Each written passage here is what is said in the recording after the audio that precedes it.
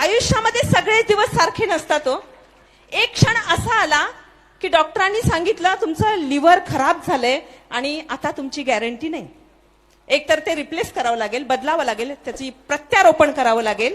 6 वर्ष बाकी सगळ्या गोष्टी सोडून ही सून झपाटलेली होती मला माझ्या सासूला वाचवायचंय म्हणून.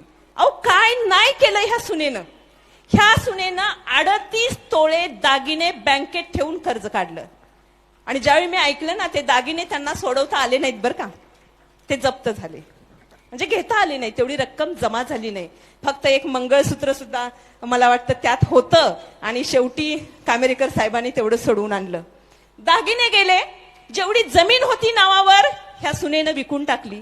स्वतःच्या पगारावर 60 लाख रुपयांचं कर्ज डोंगर उभा केला. आणि हे सगळं करून ती धडपडत होती. का धडपडत होती? सासू वाचवली पाहिजे. आणि तुम्हाला वाटेल की हे सुनेनं केलं, पण त्याच्यापेक्षा ग्रेट गोष्ट जर या सुनेनं कुठली केली असेल ना, ती डॉक्टरांना सांगत होती तुम्ही माझं लिव्हर माझ्या सासूसाठी वापरा. पण ते मॅच झालं नाही, शक्य झालं नाही. 6 वर्ष धावपळ सुरू होती. आणि ज्यावेळी सासूबाई बेळगावमध्ये ऍडमिट होत्या, शेवटी डॉक्टरांनी बोलवलं आणि या सुनबाईंची धावपळ बघून, त्यांची सगळी परिस्थिती बघून जवळ बोलवून सांगितलं आता बास करा ना, आता पुढच्या वेळी आणू नका हो तुम्ही, किती खर्च करणार आहे मॅडम. मॅडमचं उत्तर काय होतं माहितीये?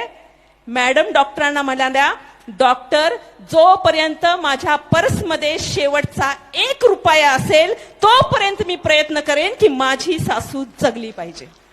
ही अशी वाघीण आहे. आणि या वाघिणीला इथं बोलवलंय.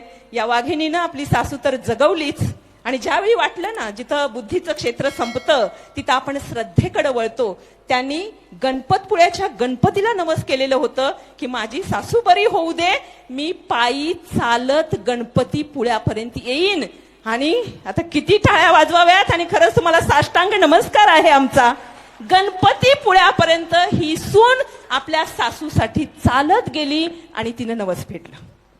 काय असू शकते एक सून आपल्या सासूसाठी काय समर्पण करू शकते. आणि मग ते मालिकांमधून आपण जे बघतो ना, सगळं खोटं वाटायला लागतं. या सुनेसाठी, या सासूसाठी खरंच खूप खूप तुमचा आम्ही मनापासून आदर्श घेतोय. आम्ही तुमचं कौतुक करतोय. आणि